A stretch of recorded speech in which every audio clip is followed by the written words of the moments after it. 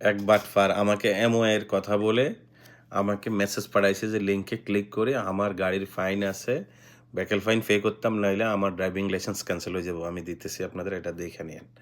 নাম্বারটাও দেখেন। তো এটার মধ্যে এমওআই লেখা আছে। তো এই বাটপার বুঝে না আমি যে কাতারে আসছি গতকালকে। কারণ আপনারা জানেন যে কাতার থেকে বের হওয়া যায় না, যদি গাড়ির ফাইন থাকে এটা পে করে যাওয়া লাগে। যাই হোক, আপনি এটা থেকে বাঁচবেন কিভাবে? এই ধরনের লিঙ্ক অবশ্যই ক্লিক করবেন না। আর সাথে বাঁচার একটা উদ্দেশ্য হলো যেই কোনো মেসেজ আপনার মোবাইলে আসুক, এটা ফাইন্ড আউট করার লাই একটু সময় দিবেন। কোনো লিঙ্কে ক্লিক না করে যে বুঝে তার কাছে যাবেন। অনেক সময় আপনার যে টাইপিং দোকানগুলাতে বা যারা একটু ভালো বুঝে টেক সম্পর্কে যাদের আইডিয়া আছে অনলাইন সম্পর্কে, তার সাথে বুঝবেন। কোনো কিছুতে মাথা গরম করা যাবে না। ডেডিকেশন, সময় নিবেন, টাইম। কেউ ফোন দিল, কেউ কেউ কিছু বলল, সাথে, সাথে এটার রিঅ্যাকশন করা যাবে না। সময় নেন। আর বেশি নাম্বারের থেকে কল আইবে। দেখবেন অনেকগুলা নাম্বার, এগুলা বাদ দিবেন, এভয়েড করেন। লোভ সামলান, তাইলেই ঠিক হয়ে যাবে।